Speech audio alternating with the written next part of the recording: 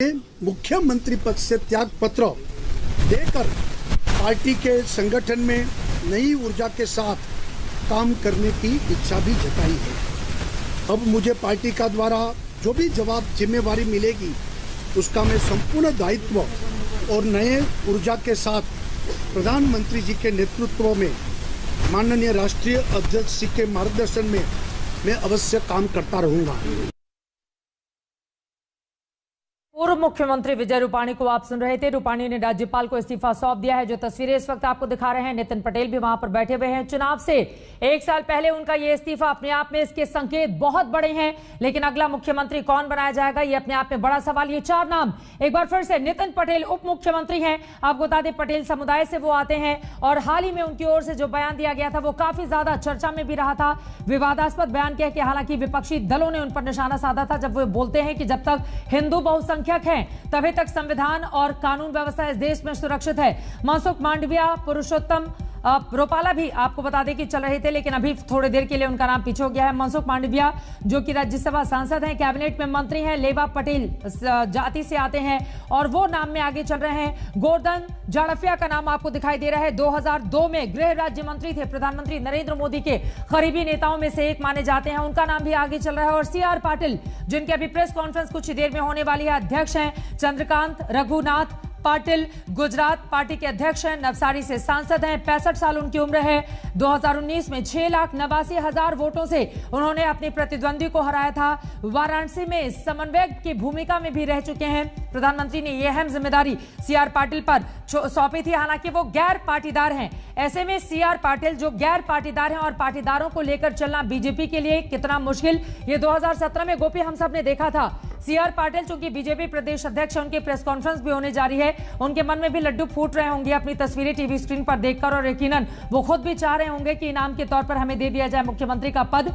लेकिन गैर पाटीदार को क्या बीजेपी अपना चेहरा बनाएगी गुजरात में? देखिए, अगर गैर पाटीदार को बीजेपी अपना चेहरा बनाती है तो कहीं ना कहीं जिस तरीके का 2017 में माहौल देखने मिला था, जिस तरीके से पाटीदार मूवमेंट को चल रही थी, उसको हो सकता है कि इस वक्त पाटीदार मूवमेंट तो नहीं है, लेकिन पाटीदार जो कि बीजेपी से खुश नहीं है वो उनसे एक बार फिर नाराज हो जाएंगे। क्योंकि लगातार आज सुबह ही हमने देखा है कि प्रधानमंत्री नरेंद्र मोदी खुद सरदार धाम, जो कि पाटीदारों का यहाँ पे एक कन्या छात्रालय खुल रहा है, उसके भूमि पूजन के लिए डिजिटली उनके साथ जुड़े थे। यानी आप समझ सकते हैं कि पाटीदारों का वजूद कितना है गुजरात के अंदर। अगर पाटीदार मुख्यमंत्री नहीं बनाते हैं तो कहीं ना कहीं पाटीदारों की जो नाराजगी है वो बीजेपी को झेलनी पड़ सकती है, और हो सकता है कि इसका खामियाजा जिस तरीके से 2017 में बीजेपी ने भुगता था वैसा ही खामियाजा 2022 में भी बीजेपी को भुगतना पड़ेगा। तो हो सकता है कि बीजेपी इतना बड़ा रिस्क ना ले, लेकिन जो नाम सामने आ रहे हैं वो नाम यही है जिसमें मनसुख मांडविया का जो नाम है वो सबसे ऊपर चल रहा है। क्योंकि मनसुख मांडविया पाटीदार नेता है, सौराष्ट्र से है। सौराष्ट्र में 2017 में बीजेपी को काफी ज्यादा नुकसान हुआ था, और सौराष्ट्र में जिस तरीके से आम आदमी पार्टी इस वक्त काम कर रही है तो उसे देखते हुए ये जरूर हम कह सकते हैं कि हो सकता है कि जो मुख्यमंत्री बनाया जाए वो पाटीदार हो और सौराष्ट्र से ताल्लुक रख रहा हो।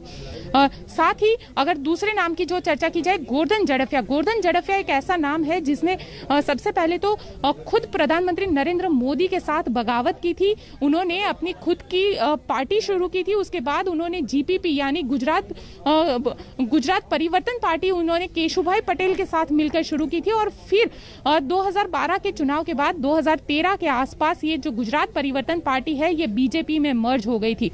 उसके बाद जब यूपी के चुनाव हुए तो गोवर्धन जड़फिया को बहुत बड़ी जिम्मेदारी सौंपी गई थी और उनको यूपी के प्रभारी के तौर पर जिम्मेदारी सौंपी गई थी, और वहां पे उन्होंने काफी अच्छा काम भी किया था जिससे प्रधानमंत्री काफी खुश हुए थे। हालांकि जो प्रधानमंत्री के साथ उनकी नाराजगी थी उसका खामियाजा अब भी उन्हें भुगतना पड़ रहा है, क्योंकि इतने साल हो गए गुजरात के अंदर, लेकिन गोवर्धन जड़फिया को इतनी बड़ी जो जिम्मेदारी, क्योंकि ये बताया जा रहा था हो सकता है कि गोवर्धन जड़फिया को गुजरात बीजेपी के अध्यक्ष बनाया जाए, लेकिन उनका नाम नहीं आया, CR पाटिल को बीजेपी का अध्यक्ष बनाया गया। तो कहीं ना कहीं वो खामियाजा अभी भी उन्हें भुगतना पड़ रहा है। लेकिन ये जो नाम की चर्चा है, ये नाम की चर्चा लगातार यहाँ पे जारी है कि हो सकता है कि गुजरात रात बीजेपी के जिस तरीके से आज एक विधायक दल की मीटिंग मिलेगी, साथ ही यहाँ पे सारे लोग मौजूद रहेंगे, यहाँ तक कि जो प्रभारी है भूपेंद्र यादव से वो भी